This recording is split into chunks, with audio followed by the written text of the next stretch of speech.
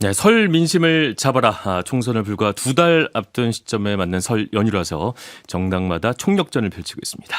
민심은 이번 설에 어떤 이슈로 움직일지, 또 민심은 설 이후에 어디로 향할 것인지 여론조사 전문가 김봉신 메타보이스 이사와 진단해 보도록 하겠습니다. 이사님 안녕하세요. 안녕하십니까? 네, 설 연휴 첫날인데 이렇게 나와주셔서 감사합니다. 예. 이제 해마다 설 명절 연휴가 시작되면 여야 지도부가 기차역이나 시장 찾아가서 인사하는 것은 제가 어릴 적부터 아주 많이 봤던 익숙한 광경인데, 이런 모습이 이렇게 민심을 끌어오는데 여전히 영향을 끼친다고 보시나요? 예. 영향이 없다고 할 수 없고요. 네. 예. 어차피 이제 호감이 생기려면 이제 반복적으로 노출이 돼야, 반복적으로 이제 인지가 돼야, 그래야 이제 호감이 생기기 때문에 당연히 이제 접촉면을 넓히려고 하는 거는 맞는 것 같고요. 예전에도 이제 선거 때만이라도 이렇게 악수 한번 하면 네. 반드시 찍어주겠다라는 사람들이 늘어나는 것도 맞습니다.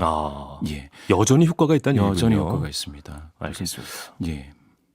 근데 이렇게 사람들을 만나고 했을 때 물론 나를 좋아하는 사람을 만나는 것도 중요하겠지만, 나를 썩 좋아하지 않는 사람을 만나서 내 편으로 만드는 것도 중요할 텐데, 예. 보면 여당은 이제 서울역, 경부선 쪽으로 많이 가고 야당은 용산역, 호남선 쪽으로 많이 간다고 하는데, 이게 지지층을 확장하기 위해서는 사실 반대로 가야 되는 거 아닌가, 이런 생각도 드는데 어떤가요? 예. 그게 이제 사실은 정치인 스스로 판단할 때 네. 자기의 이제 지지세가 어느 수준인지에 따라서 좀 많이 달라질 텐데요. 바둑에서도 이제 아생연호살타라고 해서 먼저 이제 캠페인 초기에는 자신의 지지자 중심으로 이제 결집력을 좀 확보를 해야 됩니다. 네. 그리고 이제 그 다음은 이제 이탈자에게 다시 이제 호감도를 높이고 나중에는 이제 중도 성향자를 타겟팅하고 또 상대방 진영의 이제 이탈자 중심으로 이제 캠페인을 하게 될 텐데요. 지금은 아마도 총선을 앞두고 있는 시기 중에서도 초기라고 보는 것 같아요. 그래서 일단은 자신들의 어떤 텃밭을 이제 단단하게 다지고 그렇게 네. 하고 나서 확장을 하겠다, 이렇게 생각을 하고 있는 것 같습니다. 알겠습니다. 그래도 뭐 어쨌든 총선 앞두고 하면 이제 고개도 왠지 더 숙여주는 것 같고 이제 되게 좀 잘해주는 것 같고, 우리 유권자들한테 그런 느낌도 없지가 않습니다. 근데 과거 사례를 봤을 때 이렇게 설이나 추석 연휴를 기점으로 해서 어떤 민심이 크게 좋아지거나 혹은 악화되거나 이런 사례도 있었을까요? 있기는 있습니다. 이제 지난 총선 2020년 총선을 보시면은 네. 설이 1월 하순이었거든요, 당시에.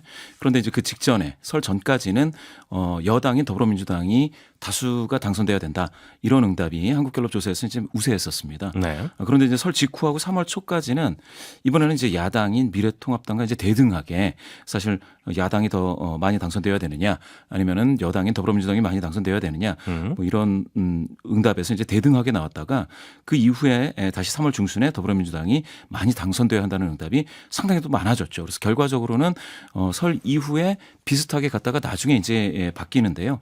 그러니까 설을 경과하고 나서 조금 여당에 좀 안 좋았었습니다. 네. 당시 뭐 잘 아시다시피 이제 코로나 팬데믹, 그것 때문에 여당의 어떤 정책적인 잘못을 지적하는 그런 여론이 좀 많아졌다가 나중에 다시 이제 이걸 여당이 회복하게 되는 과정이었는데요.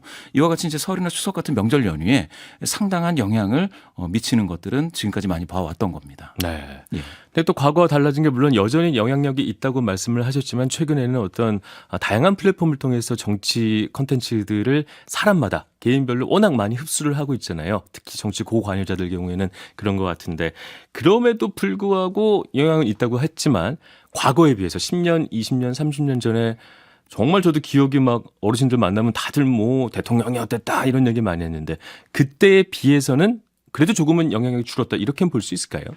뭐 그럴 수도 있을 텐데요. 지금 네. 사실은 이제 직접 만나는 사람들보다 언론을 통해서 이제 보는 사람들도 많을 겁니다. 언론을 통해서 그렇게 따지고 보면은 사실은 이게 사람들 만나서 입으로 이제 구전하는 이 효과, 그 이후에 또 언론을 통해서 보고 그리고 나서 가족들한테 이제 확인을 하는 거죠.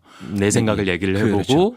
서로 어떠니 이렇게 맞다 틀리다 뭐 이런 얘기도 하고요. 네. 또 하나 달라진 거라고 한다면 그런 면에서는 비슷하지만, 달라진 거는 예전에는 이제 부모 세대가 자녀 세대에게 이제 정책 입장이라든지 성향을 물려주려고 하는 그런 과정이었다고 한다면, 지금은 오히려요, 자녀 세대 20대 어떤 청년들 또 30대 청년들한테 입장을 들어보는 경우도 상당히 많습니다.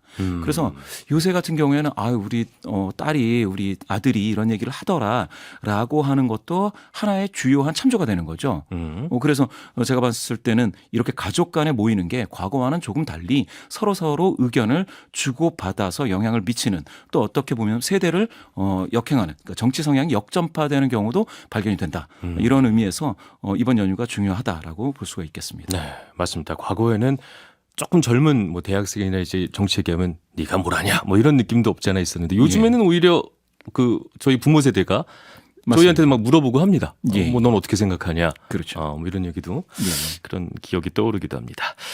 자, 이제 지금 다들 귀성길에 올랐고 내일 이제 많은 대화를 가족들이 나누게 될 텐데 앞서 저희도 다양한 뉴스를 소개를 해드렸지만 이사님이 보시기에 당장 내일 예. 어떤 이슈가 가장 많이 회자가 될 것인가? 뭐라고 보십니까? 글쎄요, 이제 전국적인 어떤 범위에서는 대통령, 윤석열 대통령이 아마 가장 많이 언급이 되지 않을까 하는 생각이고요. 윤석열 대통령 관련해서도 이제 역시 이제 특별 대담에서 다룬 김건희 여사. 네. 예. 또 그렇기 때문에 이제 명품 가방 이쪽으로 이제 하나의 이슈군이 형성이 될 것 같습니다. 예, 예. 뭐 지역 출마자들 얘기들도 많이 나오겠는데요.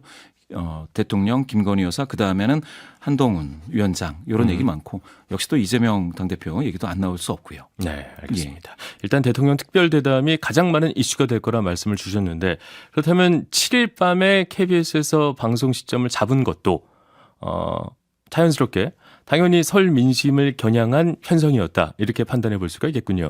맞습니다. 예, 대통령실에서 이제 7일 날 이렇게 이제 이슈가 되게 한 것도 네. 그리고 나서 이제 살짝 며칠 정도는 언론에서 이제 흐름을 타고요. 그 다음에 고관 여자들서부터 시작을 해서 이렇게 좀 전파되는 그런 어떤 과정을 보고 있던 것 같고요. 예, 어떻게 생각하면은 오늘 제가 그 제3지대 통합 얘기가 나왔다고 하는 건데 이것도 하나의 뉴스를 그렇죠. 내서 설 연휴 그 밥상머리에 올리려고 하는 이슈를 올리려고 하는 네. 그런 노력일 거고요. 예, 대통령실 마찬가지입니다. 알겠습니다. 하지만 아직 특별 대담 후에 어떤 여론조사 결과는 나오지 않은 상황이죠. 혹시 예, 나온 게 그와 있을까요? 아직은 그와 관련된 여론조사로 나온 것은 없는데요. 없고요. 예, 예. 그 이전까지는 명품백 수수에 관한 어떤 여론이 좀 형성이 돼 있었을까요? 그 이전까지는 이제 사실 이게 많은 이제 여론에서 수사 이야기가 많이 안 나왔습니다. 그러니까 네. 사과할 필요가 있겠느냐라는 정도, 그 입장을 표명할 필요가 있겠느냐, 사과할 필요가 있겠느냐, 요 정도를 물어봤었는데요. 그렇게 했을 때는 사과 필요하다라는 게 이제 다수였죠. 거의 한 60% 정도 나왔는데 네. 최근에 그러니까 YTN에서 YTN 엠브렘 퍼블릭에 의뢰해서 6일부터 7일 이틀 동안 조사를 했습니다. 전화 면접 방식이고요. 더 자세한 사항은 중앙선거론조사심의위원회 홈페이지를 참조하시면 되겠는데 여기에서 네. 이 논란이 이 명품 가방 관련된 논란이 수사가 필요한 비리 의혹이다라는 응답이 56%가 56%. 예, 많이 나왔습니다. 수사가 필요하다. 예, 수사가 필요하다. 이 수사라고 해서 아마 조사된 건 이번이 처음인 것 같기도 한데요. 네. 그런데 이제 또 몰래 카메라를 이용한 공작의 피해를 본 것이다가 29%가 나왔습니다. 이 29%는 대통령 긍정률 수준에서 머무르는 정도인데요. 대통령 지지도와 비슷하다는 말씀이시군요. 맞습니다. 대통령이 잘하고 있다라는 평가의 그 빈도하고 되게 이제 그 비율이 비슷한데 여기에서 수사가 필요한 비리 의혹 56%가 과반인 거죠. 잘 모르겠다도 물론 이제 15% 정도 있기는 있는데 네. 이렇게 따지자면 사과 내지 수사 쪽으로 여론이 상당히 몰려 있다, 쏠려 있다 이렇게 보셔도 될 것 같습니다. 이렇게 본다면 이게 이제 대담에서는 네. 사과라는 단어도 이제 나오지 않은 것 같은데 아쉽다라는 단어가 예, 나왔죠. 아쉽다까지인데요. 네. 이렇게 따졌을 때는 민심을 잠재우기에는 대담에서의 메시지 어떤 그런 어떤 뭡니까 강도가 민심에 다 이렇게 와닿지는 못할 것 같다라고 보여집니다. 사과 혹은 유감 정도의 표명이 필요했을 것이다 이런 의견이시군요. 예, 예. 그런데 지금 여기서는 수사가 56% 수준. 네. 그리고 그 전에 조사되었던 것들은 이제 또 사과도 이거보다 이제 좀 많았던 것 같은데요. 그런 정도 형성이 된다면 지금 보면은 참 안타깝게도 영부인인 그 김건희 여사 관련된 어떤 여론이 벌써 2년 가까이인데요. 2년 가까이 예, 정부 출범 이후니까 2년은 좀 안 되는데 그때부터 계속해서 한 요 정도 수준 과반 정도가 좀 대통령실 입장에서는 좀 부정적인 방향으로 계속 형성되어 있는 게 사실입니다. 네. 그렇다면 그런 판단을 전제한다면 예. 설 명절 민심은 조금 더 악화될 가능성이 있다. 이렇게 판단해 볼 수 있겠군요. 예, 그렇지만 더 악화되느냐의 부분에 대해서는 지켜봐야 글쎄요. 된다. 그건 좀 지켜봐야 될 것 같습니다. 그 대통령- 말씀은 이미 뭐 예, 예. 악화될 만큼 충분히 악화되어 그렇죠. 있기 때문에 지금 더 갈 데는 없다 이런 말씀으로 맞습니다. 지금 들리기도 지표에 하는데. 다 반영이 되어 있는 상태고요. 아, 이미. 예, 이미 반영이 되어 있고 새로운 이슈가 터진다면 그거는 또 모르죠. 그건 모르겠고요. 네. 더 악화되기는 쉽지 않습니다. 다만 갤럽 조사에서는 좀 이따 이제 좀 소개를 드릴 텐데 네. 갤럽 2월 첫 주 조사입니다. 그거 좀 이따 내용은 이제 말씀드리겠지만 그때도 사실은 지금 대통령 긍정률이 네. 반등을 하려는 기미는 많이 보이지는 않고요. NBS에서는 반등했는데 그것도 뒤에 말씀드리겠습니다. 알겠습니다.